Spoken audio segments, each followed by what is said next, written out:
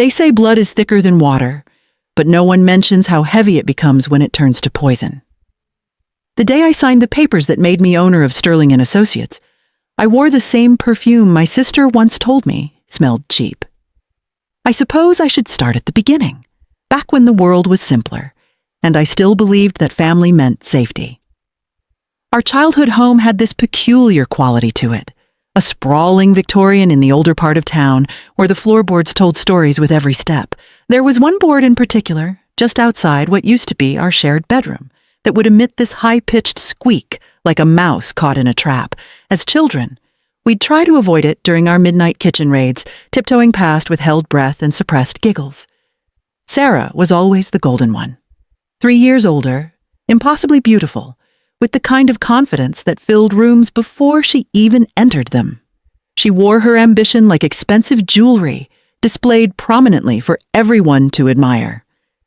I was the softer one, the dreamer, content with books and quiet corners. Mother used to set our breakfast table with these delicate teacups, bone china with hand-painted violets, and the ritual felt like ceremony. Sarah always held hers with her pinky extended, a small affectation that made her feel sophisticated. I just tried not to spill. Our parents built Sterling and Associates from nothing, a boutique marketing firm that specialized in luxury brand consultations. By the time I was in high school, the company had grown into something formidable, with clients whose names you'd recognize from billboards and magazine covers. The office occupied the entire top floor of a converted warehouse downtown, and on clear afternoons, sunlight would stream through the industrial windows and catch the dust particles, making them dance like tiny stars suspended in amber. Father always said he'd leave the company to both of us equally. "You balance each other," he'd tell us over Sunday dinners. "Sarah's fire and your wisdom. Together you'll be unstoppable." I remember the way Mother would smile at this, her hand resting gently on Father's, as if his words were a prophecy she'd already witnessed fulfilled. But Sarah saw it differently. To her, the company was hers by right of being firstborn, more driven, more ruthless. She told me once, we were 17 and 14, standing in what would become my college dorm room. "You're too soft for this world, sweetheart. You'll make a lovely teacher or librarian or something. Leave the real work to people who can handle it." The words stung, but I tucked the pain away in the same place I stored all her casual cruelties, that tender spot between my ribs where small wounds collect and quietly fester. While you're here, we would like to know where you are listening from. You never know, a story might pop up from your location someday. I went to college across the country, partly for the education, but mostly for the distance. Stanford offered me a full scholarship for business administration, and I threw myself into my studies with the kind of desperate focus that comes from needing to prove something to someone who isn't listening. Sarah stayed local, already working her way into Father's company, already making herself indispensable. The phone calls from home during those years had a rhythm to them. Mother's voice, warm and full of small news. Father's pride, evident even through the crackling long-distance connection. And Sarah, when she bothered to call, would update me on the company's latest wins with the subtext screaming, "See what you're missing. See what I'm building without you. I graduated summa cum laude." Sarah didn't attend my commencement. She said the company had a major pitch that week, couldn't be rescheduled. Mother apologized on her behalf, but we both knew the truth. Sarah's absence was its own message, clear as daylight. You were never really part of this. I spent the next 5 years working for a rival firm in San Francisco. I was good at what I did. Exceptional, actually. I had an intuition for brand psychology, could see the emotional undercurrents that drove consumer behavior. My clients trusted me, and my success rate spoke for itself. But every win felt hollow, like applause in an empty theater. I was building someone else's dream, and the ghost of my father's words haunted me. You balance each other. Then came the call that changed everything. Father's heart attack was massive, sudden, merciless. He died before the ambulance arrived, collapsed in his office with a presentation still open on his laptop. The funeral was held on a Tuesday, one of those unnaturally beautiful spring days that feel like an insult when you're burying someone you love. The church was full of people whose brands we'd elevated, whose companies we'd transformed. They called Father a visionary, a pioneer, a gentleman. Sarah delivered the eulogy. She wore black Chanel, pearls that had belonged to our grandmother, and the kind of composed grief that looks perfect in photographs. Her words were beautiful, practiced, calibrated for maximum impact. I sat in the front pew between Mother and an empty space where Sarah's husband should have been, and I realized with sudden, crushing clarity that I was listening to a performance. The will reading happened a week later, in the offices of Father's attorney, a kind man named Bernard who'd known our family for decades. He poured us tea in those same violet teacups Mother had insisted he keep in his office for her visits, and the familiar weight of the china in my hands made something crack inside my chest. Harold was very clear about his wishes, Bernard said, adjusting his reading glasses. Mother sat between Sarah and me, her hands folded in her lap, still wearing black. The house goes to Margaret, of course, with provisions for her care. As for Sterling and Associates, I watched. Sarah leaned forward, her spine straight, her face composed. This was the moment she'd been waiting for, the coronation she'd earned through years of dedication and strategic positioning. He's divided the ownership equally between both daughters, with Sarah serving as CEO and, what? Sarah's composure shattered like dropped crystal. Equally? Bernard, there must be a mistake. There's no mistake, Sarah. Bernard's voice was gentle but firm. Your father was quite specific. 50% to each daughter. He believed the company needed both of your strengths. I said nothing. I could feel Sarah's fury radiating across the space between us, hot and dangerous as a live wire. Mother, Sarah turned, her voice tight. You knew about this? Mother's face was pale, drawn. Your father made his own decisions about the business, darling. I didn't interfere. The drive back to Mother's house was arctic. Sarah's silence had texture, density, weight. When we arrived, she followed me into the kitchen where I was making tea, a reflex of comfort in times of distress. You need to sign over your shares to me. No preamble, no softening, just the blunt instrument of her will. I turned from the stove, the kettle beginning its low whistle. Sarah, don't, she cut me off with a raised hand. Don't pretend this is what you want. You've been gone for 5 years. 5 years, while I built that company into what it is. You don't know the clients, the team, the systems. You'd be a liability.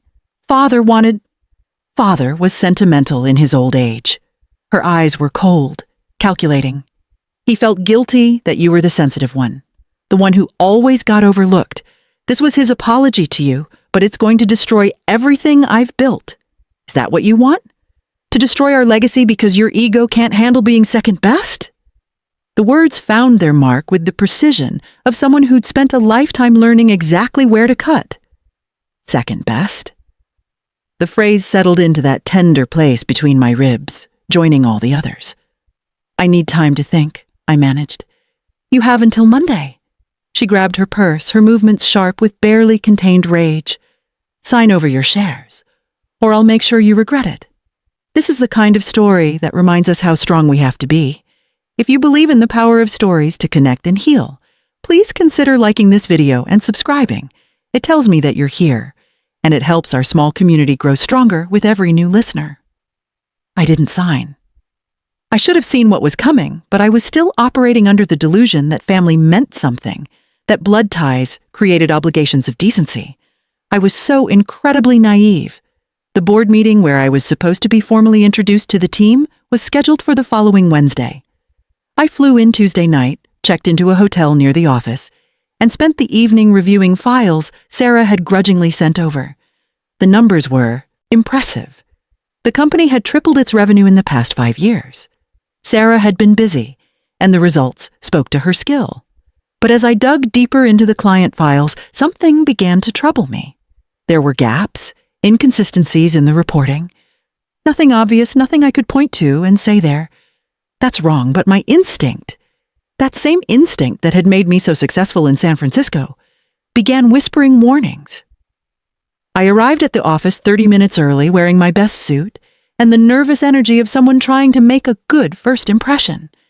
The receptionist, a young woman with bright eyes and a warm smile, seemed genuinely pleased to meet me. You must be the other Sterling daughter. Sarah told us you'd be joining us. Welcome home. The words felt like hope. Maybe this would work. Maybe Sarah and I could find a way forward, could honor Father's vision and build something together. The conference room was on the top floor, the same one I remembered from childhood visits. Those industrial windows still captured the light the same way.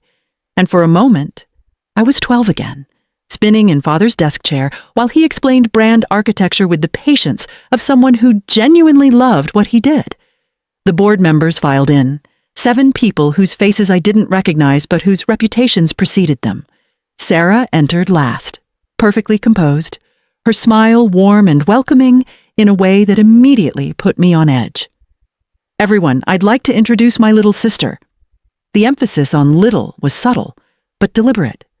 As you know, Father's will grants her 50% ownership of Sterling & Associates. We're so lucky to have her fresh perspective, especially since she's been working in San Francisco for the past several years. The meeting proceeded smoothly at first. Financial reports, growth projections, upcoming pitches. Sarah ran the meeting with the confidence of someone completely in control, and I found myself genuinely impressed despite everything. She was good at this. Father had been right about that. Then came the vote on the new creative director position. "I'd like to propose Marcus Chen for the role," Sarah said, sliding folders across the table. "His portfolio is exceptional, and he's eager to start immediately." I glanced at the materials. Marcus's work was good, but as I flipped through the pages, that whisper of instinct grew louder. "These campaigns," I said slowly, "they're very similar to work I've seen from other firms.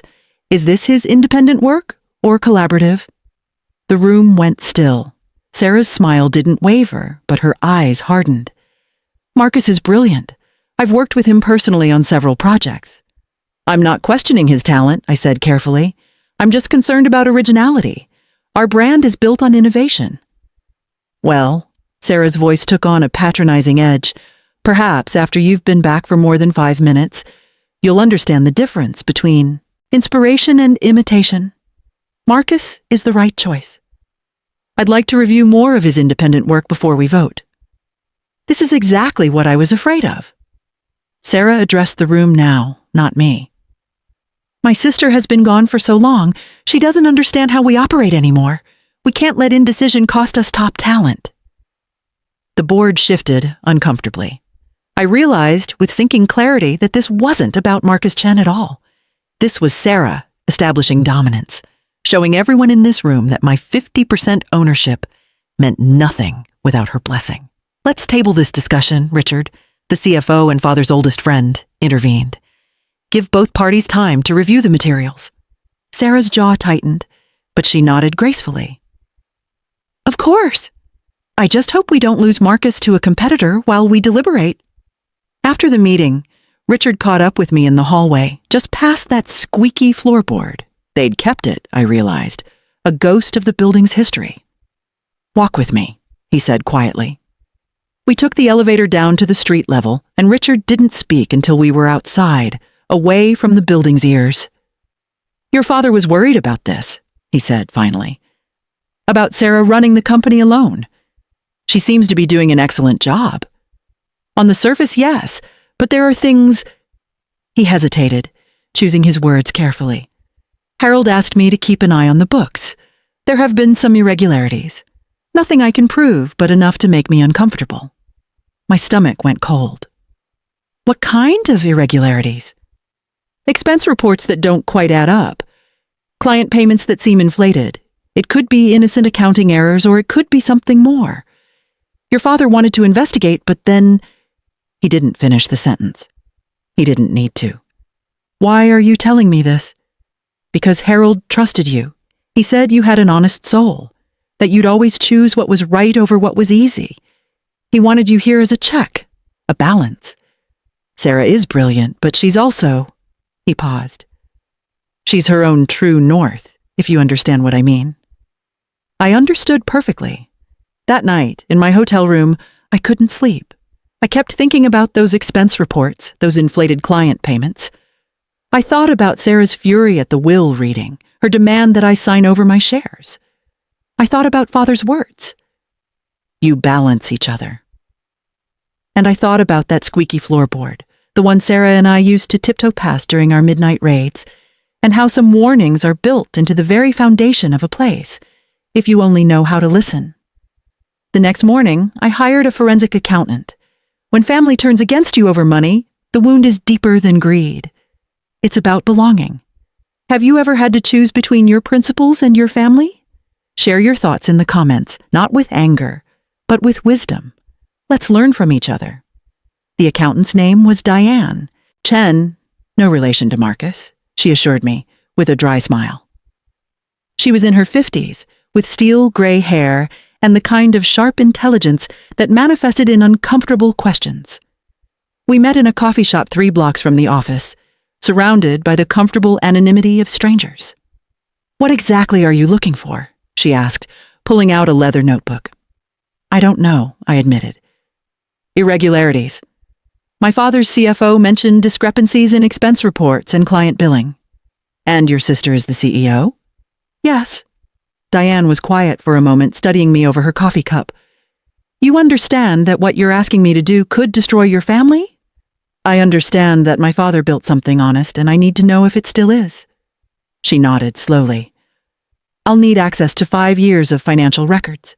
Everything: expense reports, client contracts, payment schedules, payroll, vendor invoices." "Can you get me that?" "I'm 50% owner. I have the right to review company financials." "Having the right and being able to exercise it are 2 different things," Diane said. "If your sister has something to hide, she'll fight you on this." She wasn't wrong. When I requested the financial records the next day, Sarah's response was immediate and incendiary. "Absolutely not." We were in her office, Father's old office, though she'd redecorated it beyond recognition. Gone were his warm woods and vintage photographs, replaced with minimalist white surfaces and abstract art that looked expensive, but cold. "I have the legal right to review company finances," I said, keeping my voice steady. "You have the right to quarterly reports, which you'll receive like every other board member." She didn't look up from her laptop. "You don't have the right to disrupt operations by demanding detailed records you don't have the expertise to interpret." "Then explain them to me." "I don't have time to tutor you in basic accounting, sweetheart. I have a company to run." There was that word again, sweetheart, wielded like a weapon, designed to diminish. "Sarah, I'm not trying to undermine you. I just want to understand." "You want to find something wrong." She finally looked at me, and the naked hostility in her eyes made me step back. "You can't stand that I built this into something successful without you. You're looking for problems that don't exist so you can justify your presence here." "That's not true." "Isn't it? You couldn't compete with me, so you ran away to San Francisco. And now, Father's guilt has handed you something you didn't earn, and you're trying to tear it down rather than admit you don't deserve it." The words hit like physical blows, each one landing in that tender space where I kept all her previous cruelties. But beneath the pain, something else stirred. A cool, clear fury. "I'm making a formal request to the board for a complete financial audit," I said quietly. "If there's nothing to hide, you have nothing to worry about."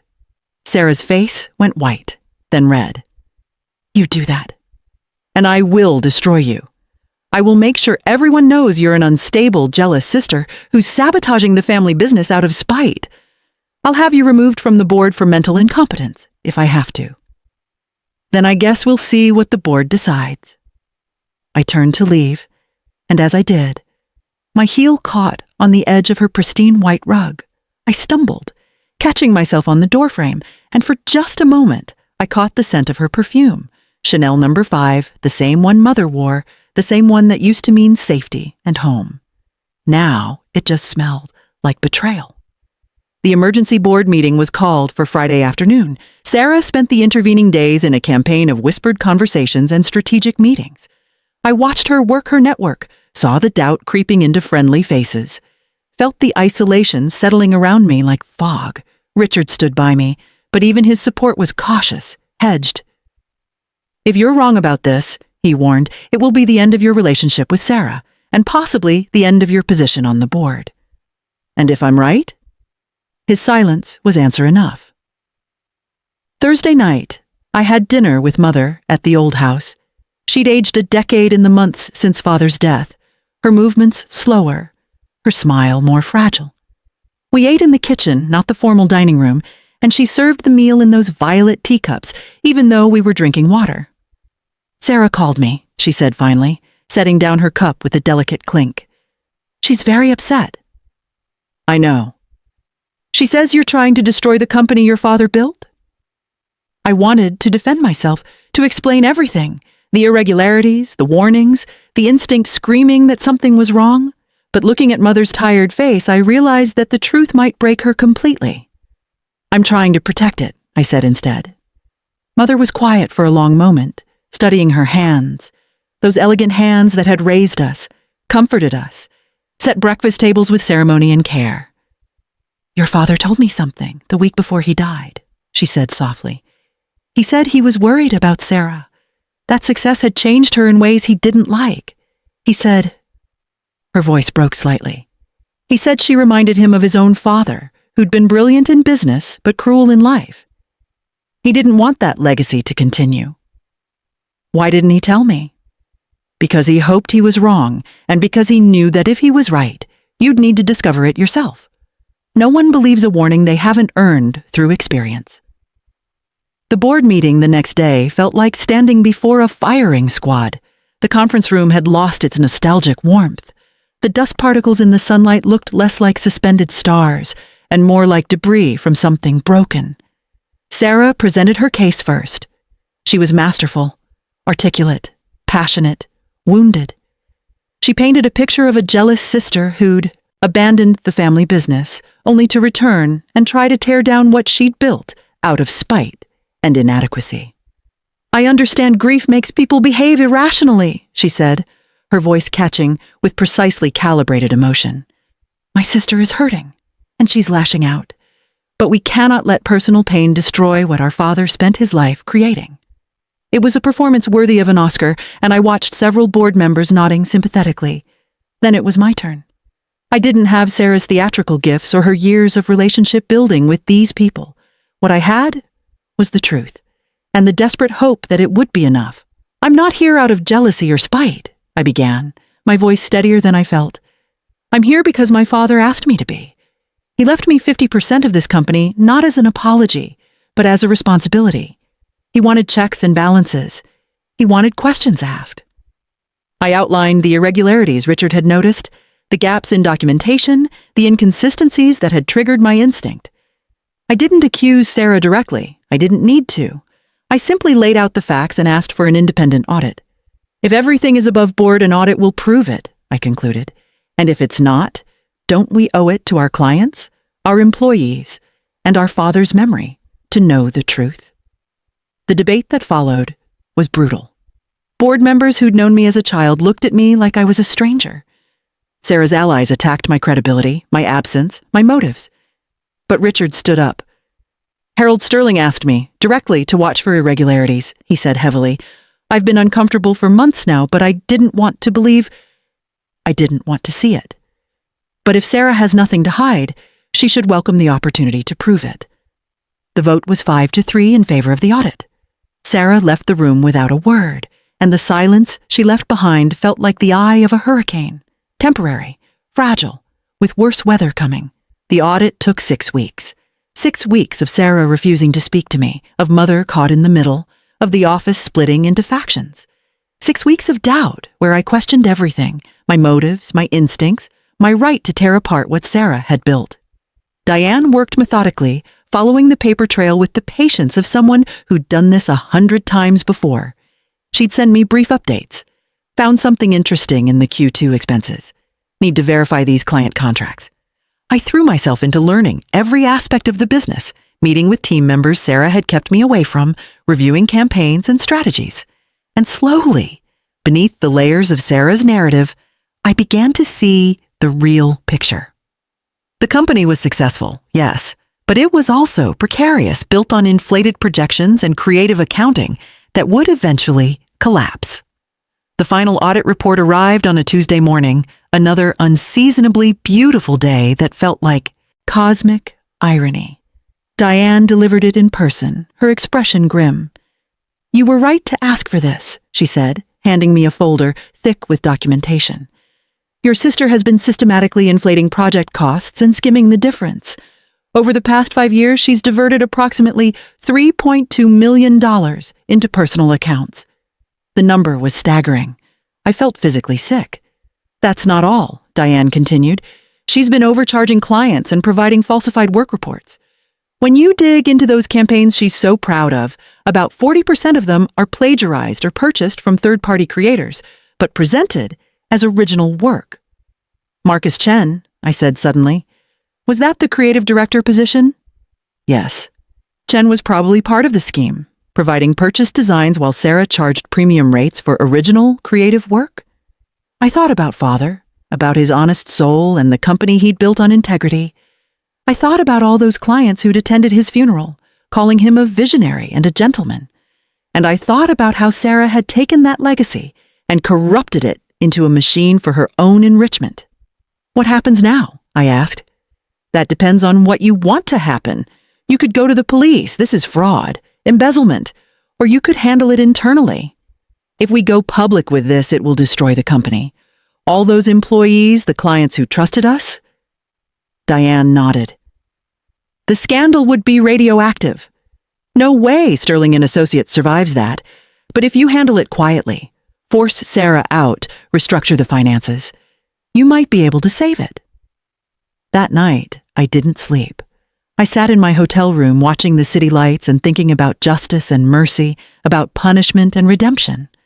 I thought about Sarah's cruelty over the years, her casual dismissals and strategic humiliations. I thought about Father's hope that we'd balance each other and how Sarah had twisted that hope into theft. And I thought about that squeaky floorboard outside our childhood bedroom, warning us of consequences if we went too far. The board meeting to discuss the audit findings was closed door. Just me, Sarah, Richard, and the company attorney. Sarah arrived composed, but I could see the fractures in her armor, the slightly too tight grip on her briefcase, the pulse visible in her throat. Richard presented the findings clinically, without drama.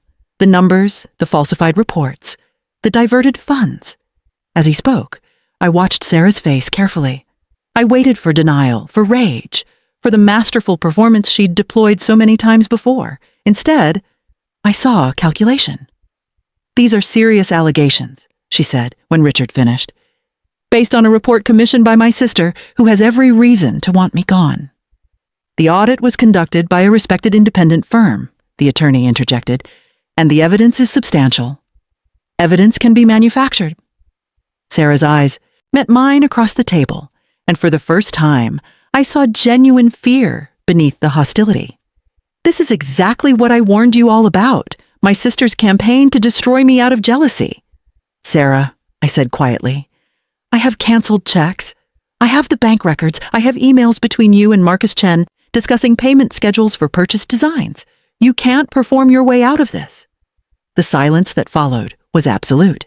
I watched her run through her options, saw the moment she realized the performance was over.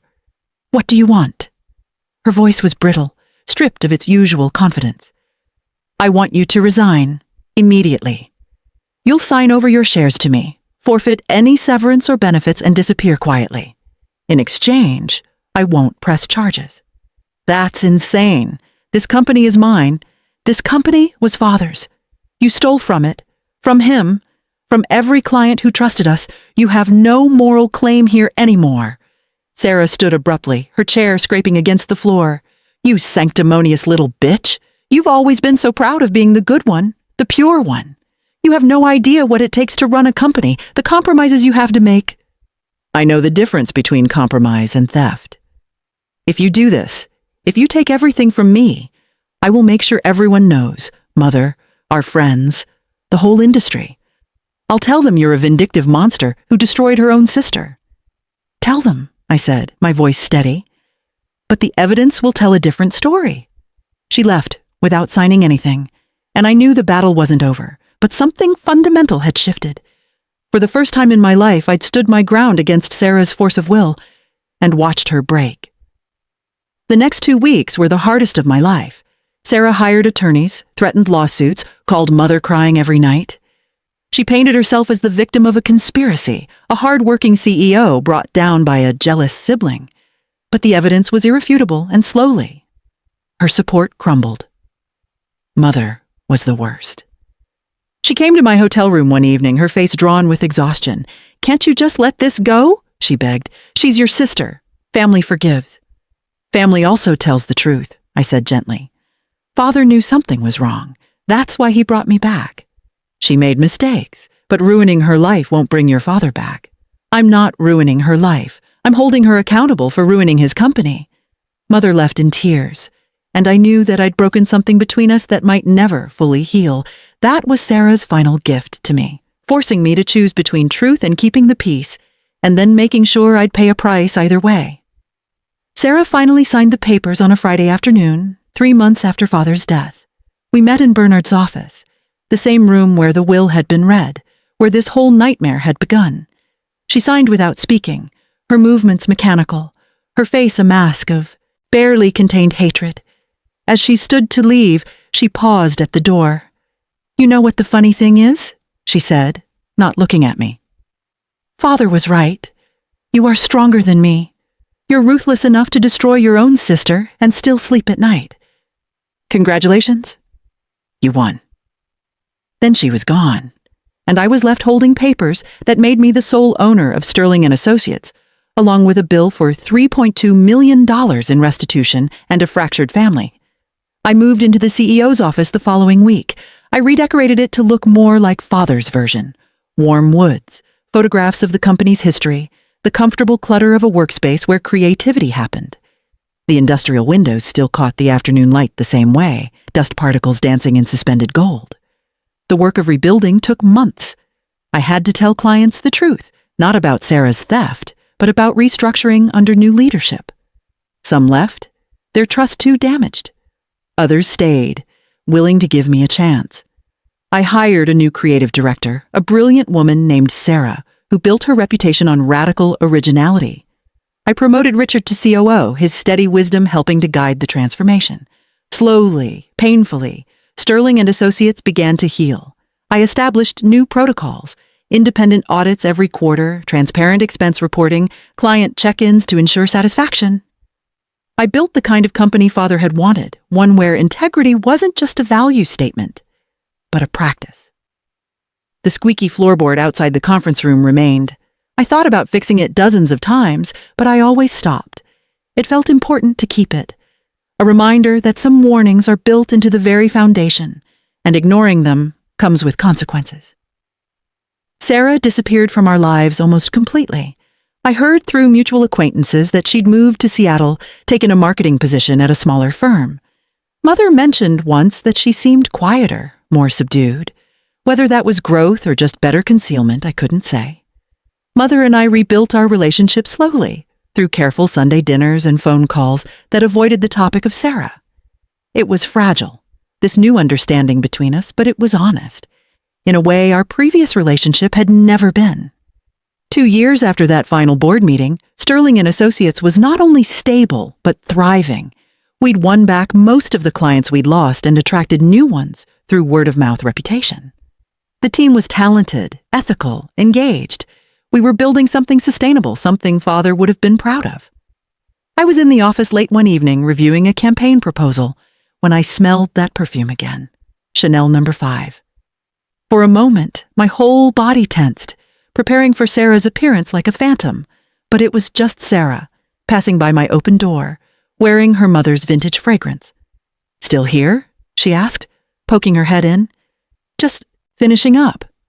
You know, when I interviewed here, people said you were nothing like your sister. They said you actually cared about the work, not just the win. I thought that was just interview flattery, but it's true, isn't it? I try to honor what my father built. Well, for what it's worth, you're doing more than honoring it. You're evolving it. This place has soul now. That's rare." After she left, I sat in the quiet office, listening to the building settle around me. From somewhere down the hall came that familiar squeak, someone working late, stepping on that floorboard that had survived decades of foot traffic. I thought about Sarah's parting words. "You're ruthless enough to destroy your own sister." But I didn't destroy her. I stopped her from destroying something that belonged to more than just us. There's a difference, though I suspected Sarah would never see it. The truth about toxic family members is this: loving them doesn't mean enabling them. And sometimes the deepest act of love is setting a boundary they can't cross, even when crossing it is all they know how to do. Father had understood that. That's why he'd brought me back, why he'd trusted me to do what was right over what was easy. He'd known that Sarah's fire needed my wisdom to keep it from becoming destruction. And when she'd refused that balance, when she'd tried to burn everything down rather than share control, he'd trusted I'd be strong enough to save the legacy from his own daughter. I picked up one of the violet teacups from my desk. I'd brought them to the office after Mother decided they held too many memories. I ran my thumb over the hand-painted flowers, thinking about rituals and ceremonies, about how the smallest acts of care create meaning. Sarah had always held these cups with her pinky extended, a performance of sophistication. I just held mine carefully, honoring the fragility. And so, the storm passed. Thank you for walking through it with me. Every story has an echo, and I hope this one leaves you with a feeling of strength. Not the kind that comes from victory, but the kind that comes from doing what's right, when everything in you wants to choose what's easy. The hardest battles we fight are often against the people we're supposed to love without question. But love without accountability isn't really love. It's enablement.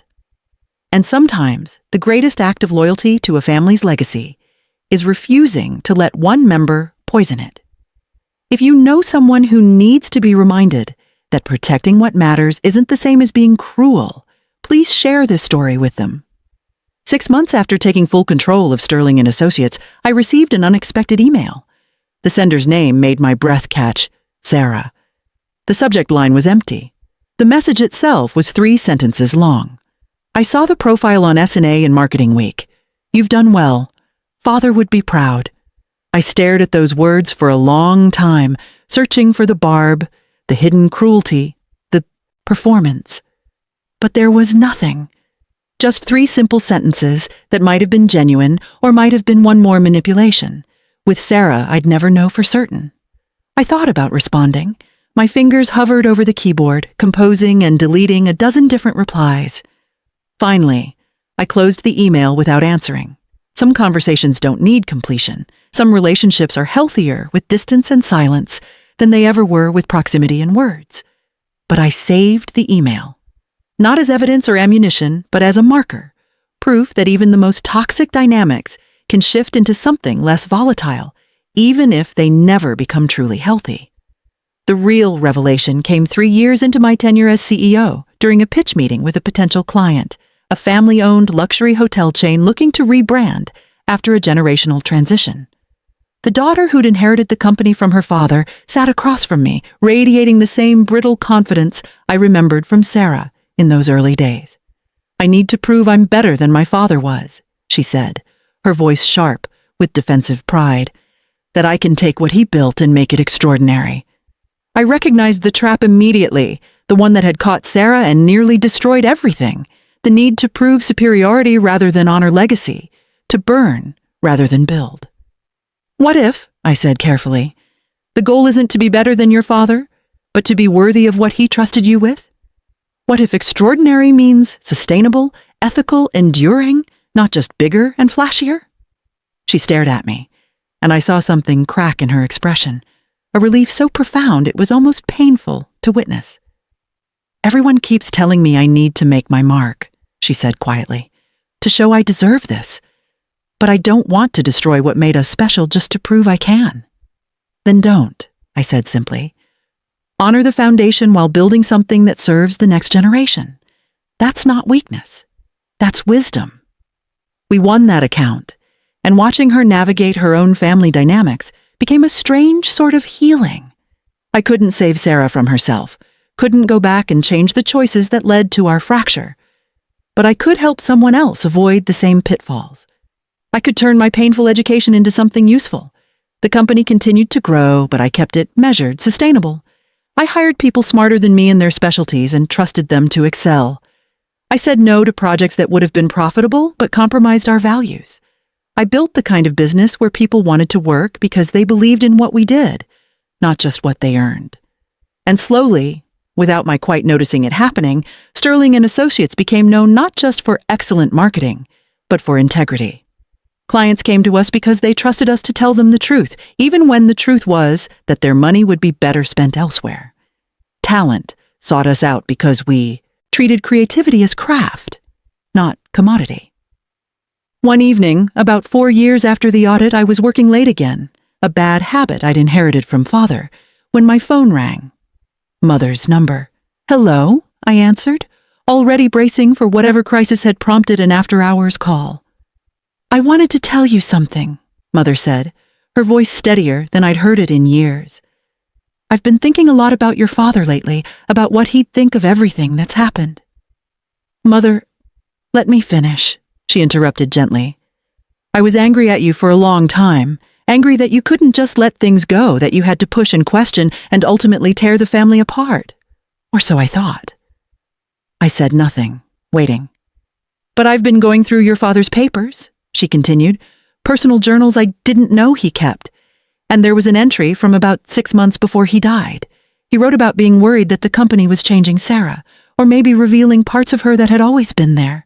He wrote that he hoped bringing you back would either fix things or force them into the light where they could be dealt with." My throat tightened. He knew, sweetheart. He suspected, anyway. And he trusted you to do what was necessary, because he knew you'd choose the hard right over the easy wrong. He was preparing you for exactly what happened. "I wish he'd told me," I whispered. "He couldn't, because then you'd have been looking for problems instead of discovering them honestly. The audit needed to be genuine, not predetermined." She paused. "I'm sorry I made you feel like the villain. You were being the daughter he raised you to be." After we hung up, I sat in the dark office for a long time, crying in a way I hadn't let myself cry since Father's funeral. Crying for the loss, for the broken family, for the burden of being trusted with such a heavy responsibility. But also crying with relief. Relief that Father had understood, that I hadn't been alone in seeing the cracks, that choosing truth over peace had been the right path after all. The years continued their steady march. Sterling and Associates celebrated its 50th anniversary. I gave a speech at the gala talking about Father's vision and the importance of building businesses that serve communities, not just shareholders. In the audience, I saw former employees, current clients, and industry peers who'd become friends. I saw Sarah, now a partner in the firm, beaming with pride at what we'd built together. I didn't see Sarah. I hadn't expected to. But the next morning, a package arrived at my office. Inside was a vintage photograph I'd never seen before. Father and Mother on their wedding day, impossibly young and radiantly happy. On the back, in Sarah's handwriting, was a note. "I found this while helping Mother move to the new condo. Thought you should have it. The company always suited you better than it suited me. I just wish I'd been mature enough to see that before. I destroyed everything." It wasn't an apology, exactly. Sarah had never been good at those, but it was an acknowledgement, which from her was perhaps more valuable. An admission that the version of events she'd clung to, the jealous sister destroying the hard-working CEO, had been a story she told herself to avoid facing harder truths. I had the photograph framed and hung it in my office, next to Father's old company values statement. Not as a trophy of my victory over Sarah, but as a reminder of why any of this mattered. Father and Mother building something together, based on love and shared vision.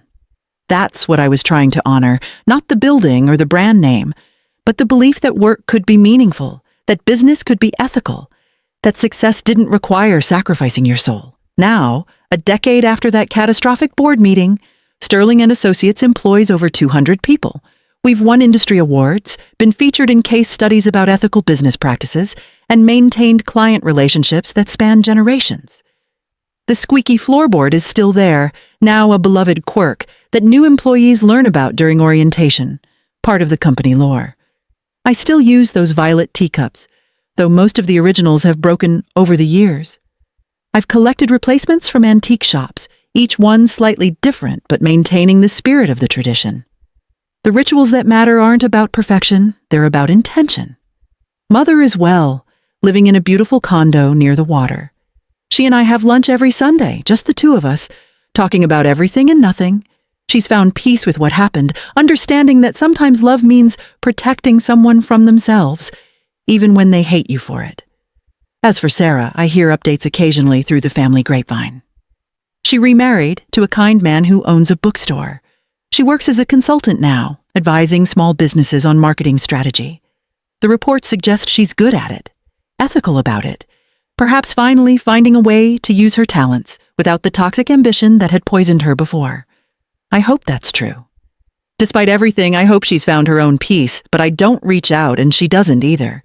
Some relationships are like those violet teacups, beautiful but fragile, and once they break, you can glue them back together, but they'll never hold liquid again. They become decorative, commemorative, markers of something that was but can no longer be. The final thing I need to tell you is this: standing up to a toxic family member doesn't make you the villain, even when they try to cast you in that role, even when other family members, desperate for peace, pressure you to back down, even when the cost is higher than you imagined and the victory feels nothing like you hoped it would. The night before I signed the papers that made me full owner of Sterling and Associates, I stood in the old Victorian house where Sarah and I had grown up. I walked to our former bedroom and deliberately stepped on that squeaky floorboard, letting it sing its warning into the empty hallway. I remembered being 12, trying to tiptoe past it during midnight kitchen raids, giggling with Sarah as we failed to stay quiet. I remembered a time when we were allies, not enemies. When the world was simpler and love didn't come with such complicated conditions. But I also remembered Sarah, at 17, telling me I was too soft for the real world. Remembered her fury when Father's will didn't crown her sole heir. Remembered the calculated cruelty in her voice when she told me I'd always be second best. Some people are incapable of sharing power, of building collaboratively, of seeing others' success as anything but a threat to their own. And when you're related to someone like that, you have to make an impossible choice. Enable their destruction by staying silent, or stop them by standing firm, knowing the relationship will never survive it. I chose to stop her. I chose Father's legacy over my sister's ego. I chose the 200 people who now work for Sterling and Associates over the fiction of family unity. And yes, it cost me. It cost me the sister I wished Sarah could have been. It cost me years of Mother's trust and understanding. It cost me the simple narrative of family loyalty over everything else. But it gave me something too. Gave me the knowledge that I could face the hardest thing and survive it. Gave me a company built on values that actually mean something. Gave me the ability to sleep at night knowing that when Father trusted me to do what was right, I didn't let him down. The perfume I wore the day I signed those papers, the one Sarah once called cheap, was actually a vintage fragrance Father had given me for my college graduation. He'd said it smelled like strength and grace, like someone who knew her own worth. I still wear it sometimes, especially on hard days, not as a reminder of my victory over Sarah, but as a reminder of who Father believed I was, even when I didn't believe it myself. You asked me earlier what I could see from my window as I relived this story. Now I'll tell you. I see the city Father loved, the office buildings where dreams and disappointments play out in equal measure. I see the complexity of human ambition, how it can build extraordinary things or destroy them, sometimes simultaneously. And I see the truth that no one wants to admit, that sometimes the most loving thing you can do for someone is refuse to let them destroy themselves and everyone around them, even if they hate you for it, even if they never understand, even if the relationship becomes another casualty of doing what's right. The hardest lesson I learned through all of this is that you cannot save someone who doesn't want to be saved. You cannot make them see their own toxicity. You cannot love them into accountability. What you can do is protect what matters.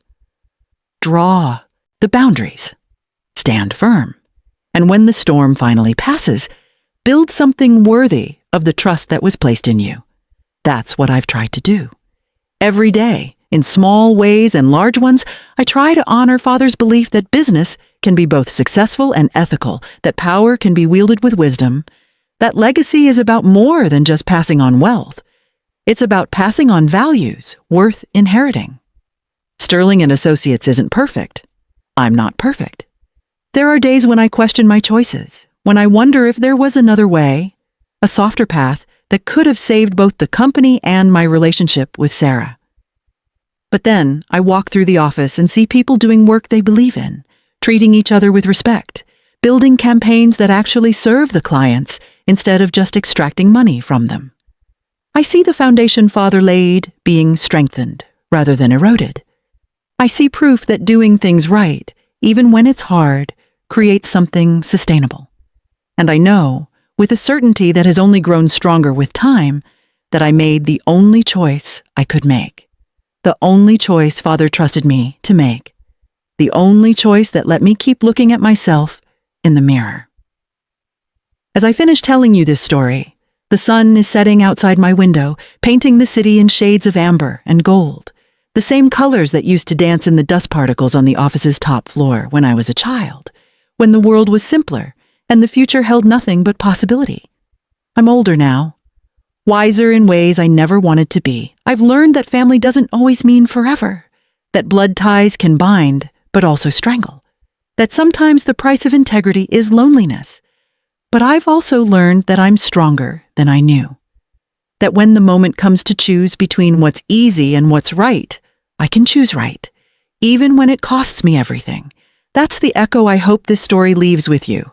Not that revenge is sweet, it isn't. Not that justice always feels good, it doesn't. But that standing firm in your truth, protecting what matters even at great personal cost, is a kind of strength that no one can take from you. You carry it forward into all your future choices, a quiet knowing that when tested, you didn't break. And maybe, just maybe, that's what Father meant about balance all along. Not that Sarah and I would work together in perfect harmony, but that I would be strong enough to stop her when harmony became impossible. That his fire daughter and his wisdom daughter would create balance not through collaboration, but through necessary opposition. He knew me better than I knew myself.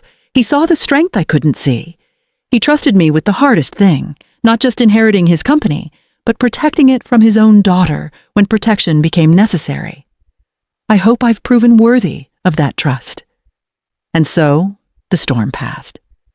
Thank you for walking through it with me. Every story has an echo, and I hope this one leaves you with a feeling of strength. Not the kind that comes from victory, but the kind that comes from doing what's right when everything in you wants to choose what's easy. If you know someone who needs to be reminded of their own resilience, someone who's facing their own impossible choice between loyalty and integrity, please share this story with them. Let them know they're not alone in the difficult path. Let them know that choosing truth over peace doesn't make them the villain, no matter who tries to cast them in that role. I'll be back tomorrow with another chapter in this journey we call life. Until then, be kind to yourself. Be strong in your convictions. And remember that the squeaky floorboards in your life, those warnings you're tempted to ignore, are there for a reason. Listen to them. And subscribe so we don't miss each other on this winding road. The violet teacups still sit on my desk, a daily reminder that the most meaningful things are often the most fragile, and that handling them with care is not weakness. It's the truest kind of strength.